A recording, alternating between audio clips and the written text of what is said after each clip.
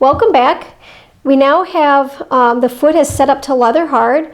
It isn't really moving, and while the lip is very wet still and easy for me to build on top of. And I'm going to just flip this over and fix that foot and make it a little bit more consistent. And that tool that I'm using is a green scrubby, usually used in kitchens, just a little rectangle of it cut off. And I just kind of drape it over that lip of, well, the foot ring, and I'm going to move that clay. And like I said before, that's the best part about clay, is that it moves.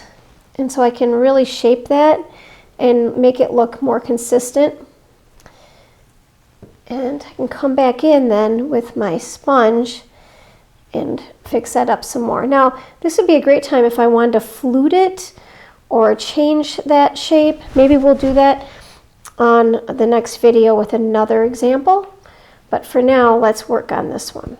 I'm gonna need to show you how to put a coil on. So I'm gonna get out my piece of paper again, and I'm gonna wet the lip just a little bit. I'm not slipping and scoring. Now I know that that's something they teach a lot in schools, but if this is wet and this clay is wet, I don't really have to do that. We will do that though. We will get to that eventually, but not at this early stage. The two ways that I like to make coils, one of them is just between my palms. So I roll the clay between my palms until it gets about a 1/2 inch in diameter, and I let it drop down, and it just kind of continues to snake down, and it's about a 1/2 inch, I think, in diameter. I can just roll it a little bit more. Another way that I frequently see students use to make coils is they'll start it in their hands just a little bit to kind of rough it out, and then they'll roll it on the table. Now, the important thing about rolling it on the table is spanning your hands out. So you start in the center and then span your hands out. And you kind of have to adjust your pressure. But you can see clearly it's lengthening. And you can also see that I'm not as good at this method as I am at the rolling in my hands. It's just a matter of preference.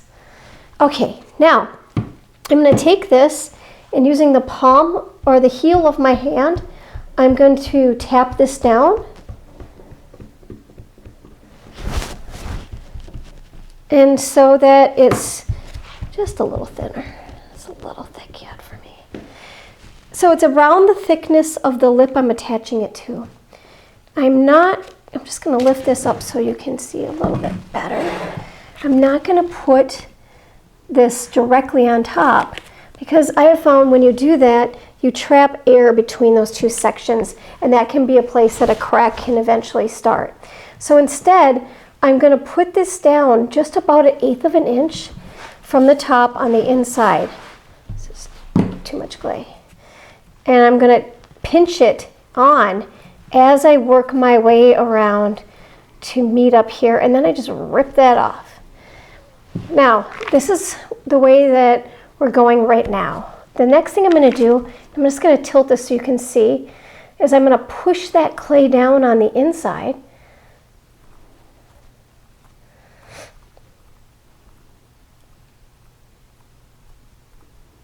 And on the outside, I'm going to pull the clay up.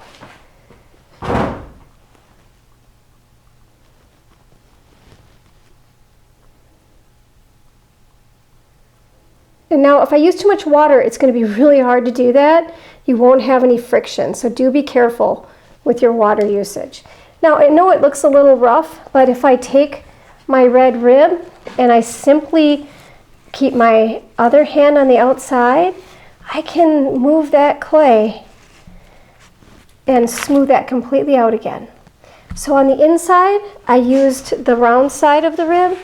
On the outside, I'm going to bend the flat side so it matches the shape of the pot, that roundness.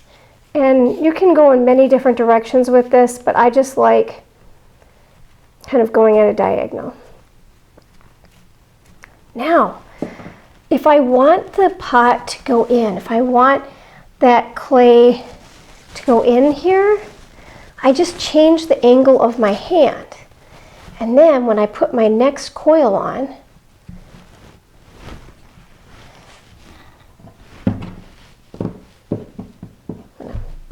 tamp that down again. So the reason I don't use the round coils that I used for 15 years coil building before I switched to this method, the reason I made the switch is that I always ended up with some cracks. And since I've been working with this method, I rarely end up with any cracks. The key is to have the clay the same consistency. Do you see how my coil's going on at a bit of an angle, like going inward? And that's what I want, because I want this to kind of go in just a little bit. You're not going to be able to see my thumb. It's a little bit like building a ship inside of a bottle right now. But I am moving the clay down with my thumb on the inside. And on the outside, I'm going to move the clay up. I do want to connect each coil really well.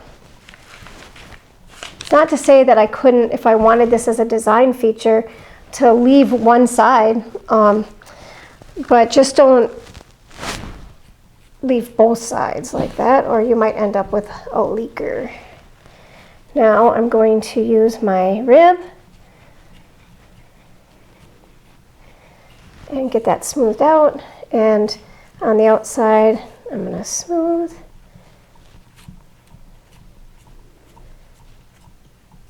And again, I'm not too worried about the lip. We're going to fix the lip in the end, but right now I just need to continue building. Now this pot is starting to look the way I want it to, but it has to set up because it's too wet. If I keep building on top of it, it will fall apart. I guarantee it. It's happened to me a million times. So if I let this set up a bit, it will be better and able to handle more weight later. I am just going to take a damp sponge and just kind of clean that up, but don't over sponge your work. Just cleaning up the spots where I couldn't see. You can see how I kind of disfigured that a little bit, and I just come back in with that rib again and round that back out. It's not a big deal. The great part about pinching and coiling is that you have a lot of control over that clay, and you can screw up, and most of the time, a lot of the time, you can still fix it. It's not a big deal. So I'm going to let this set up again. Now this time, I can let this whole thing set up. This is kind of rehydrated a little bit, but if this were getting really dry down here, I would want to cover up the base while letting that top set up. How long? Again, we would want it to set up, not quite to leather hard this time, but we want it to set up a little bit where it can support some more weight.